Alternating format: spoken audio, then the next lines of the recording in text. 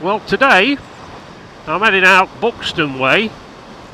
I'm planning on having a ride over towards Congleton, and I've just rode over to Briarlow Bar, and I'm just bypassing Buxton town centre really.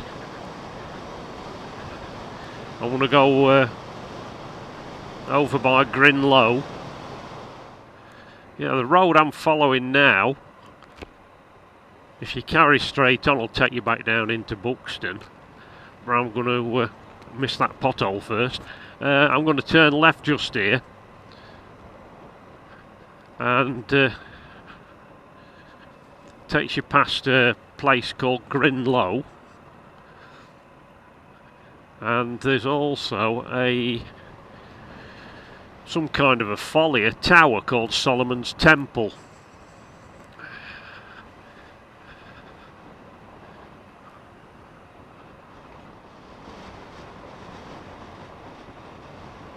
Oh, here's the turn off if you want to visit Grinlow. And I think you can walk over to Solomon's Temple from there as well.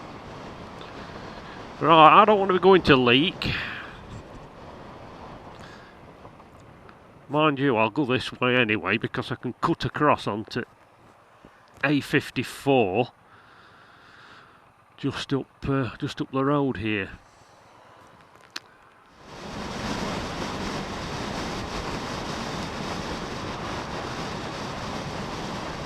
I think this is my turn off coming up.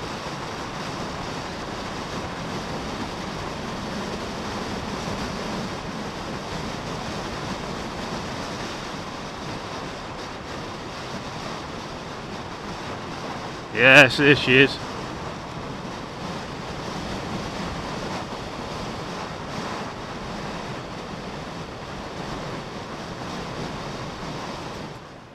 I want to pick up the A54 that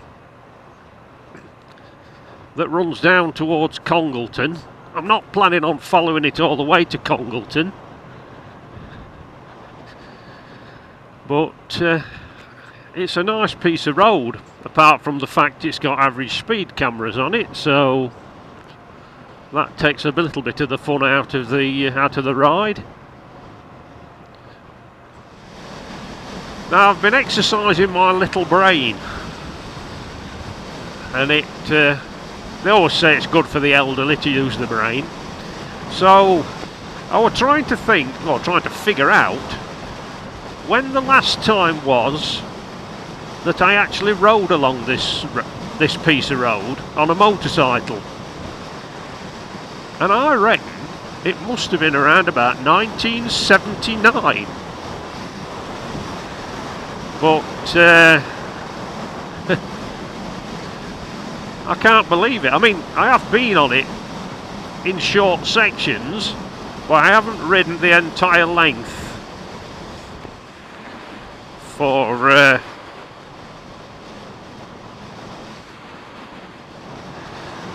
sorry about that, just fiddling about with something.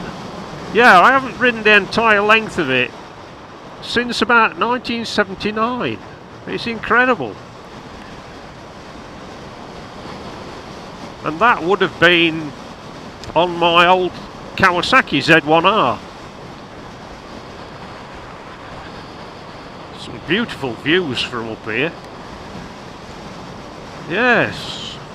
1979, my summer holiday, my week away in Snowdonia, camping with a mate of mine at the time.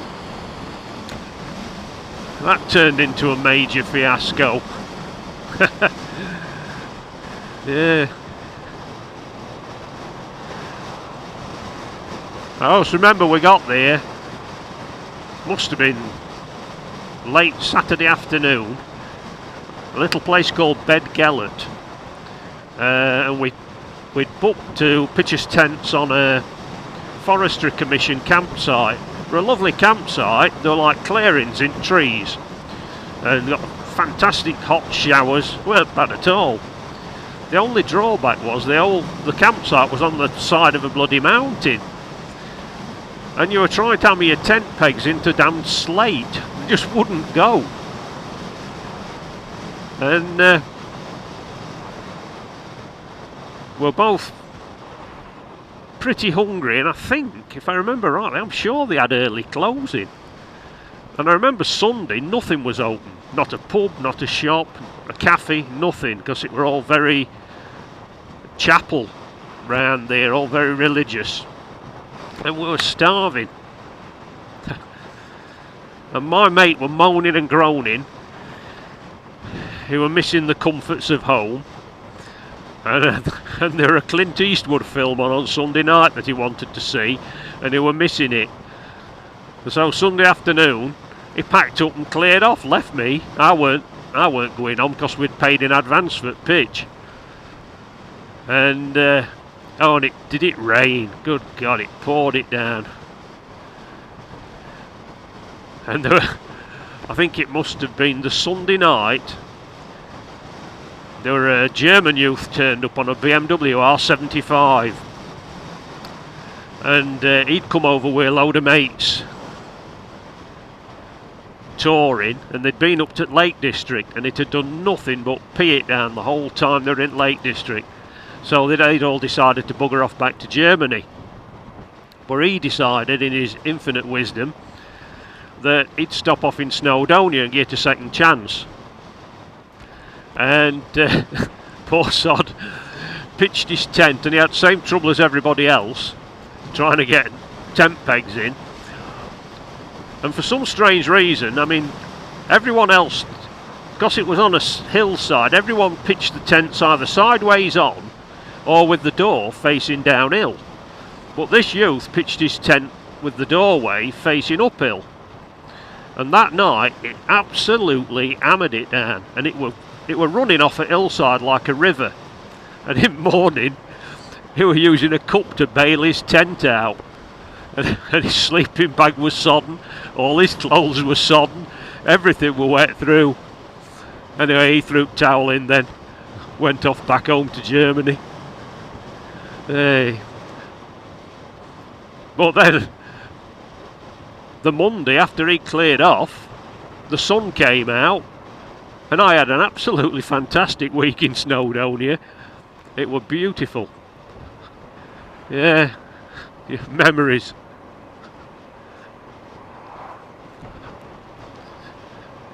Yeah, it was a really good holiday, that. Well, apart from, my near-death experience with a camper van. That weren't so great. That's what comes of being cocky.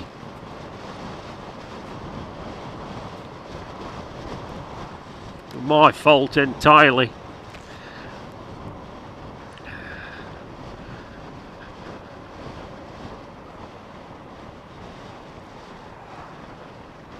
I reckon it were. Where were it now? I reckon it were near Lake Bala.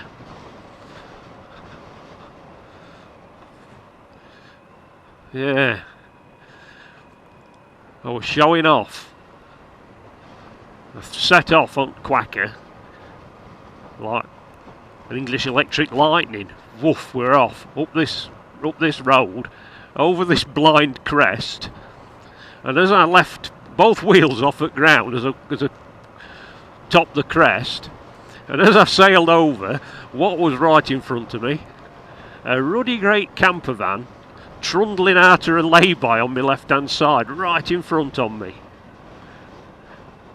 I think I must have hit brakes before wheels were back down on ground. But, of course, back then there were no such thing as ABS. And I had both wheels locked up, going sideways, and heading straight for the back of this camper van. It looked like curtains, to be honest.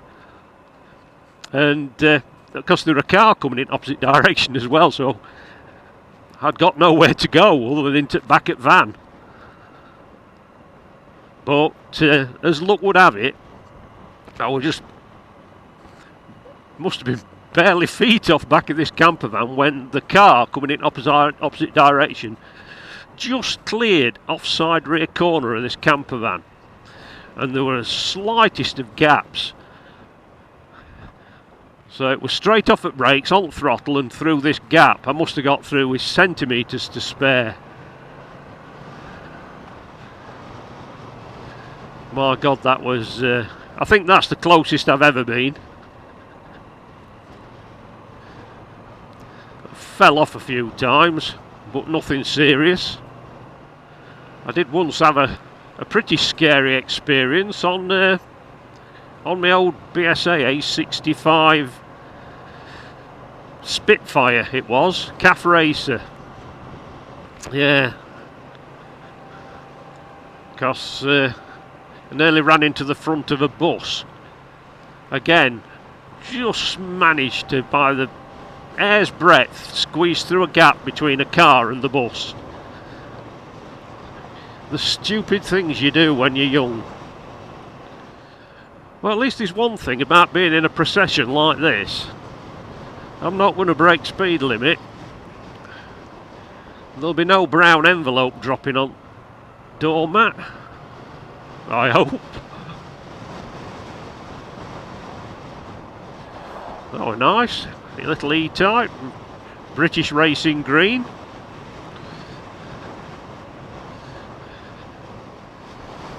These must be the... I was just about to say these must be the Cheshire Plains, but they don't look very plain, they look a bit hilly.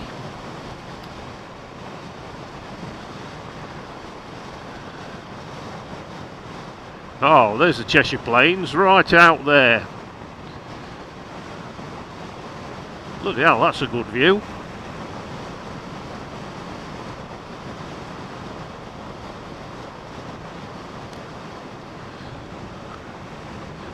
Well, it is for me.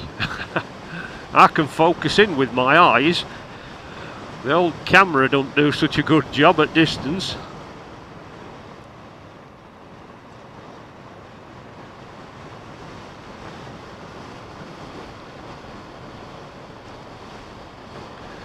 Very nice, sweepy, undulating road.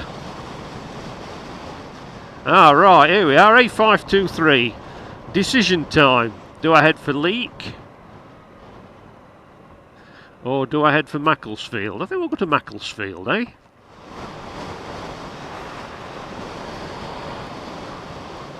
This is all very new to me. I don't think I've been along this. I've been on this road before, but I don't think I've been as far as Macclesfield on it.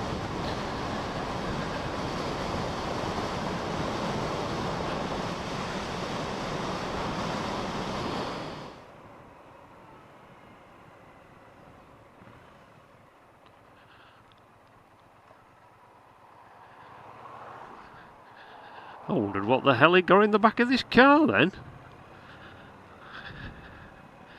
It must be a whippet.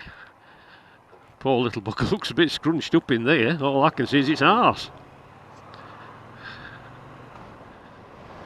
Right then, here we are on the outskirts of Macclesfield.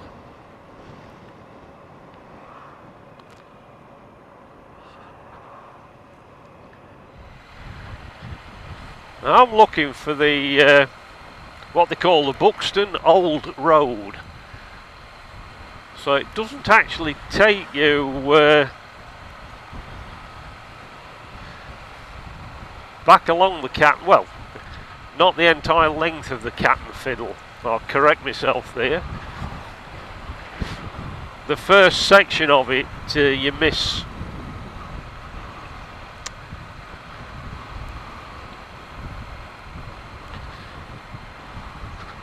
But it's supposed to, if you go on the old road, it takes you past a place called Tegg's Nose.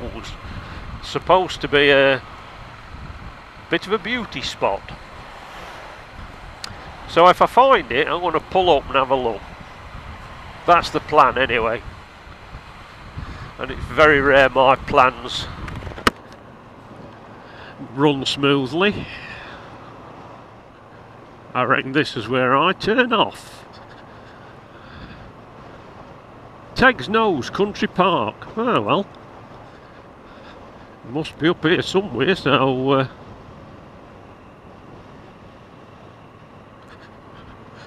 if it's signposted and I still manage to miss it, That must be thicker than I ever thought.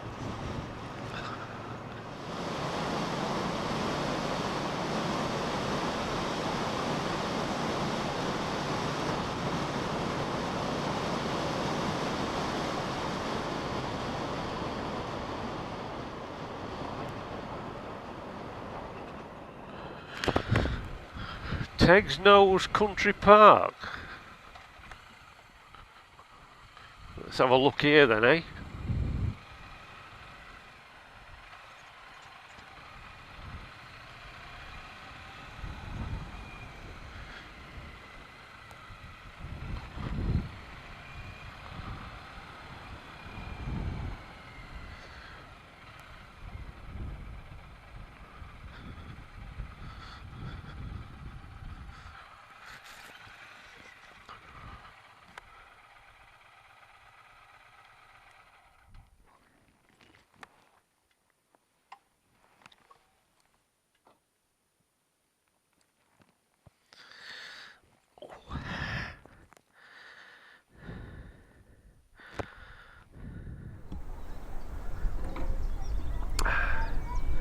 Well, this is Tegg's Nose Country Park, and according to the information board, that over there, that peak, is Shuttingslow.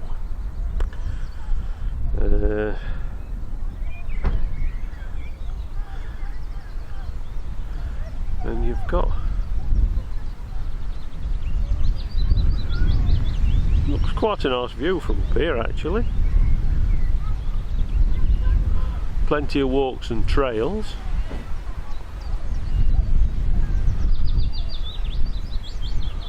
Somewhere down there in the bottom is a reservoir. I think it's Trenterbank, Trenterbank Reservoir.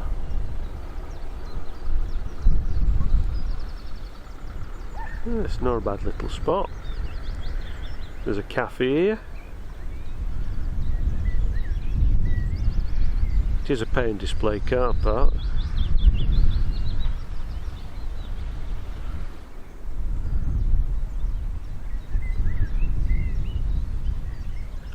Yeah, not bad at all. One of those places where it's a dog walker's spot. Right, I'll have a look. I want to clear off now then.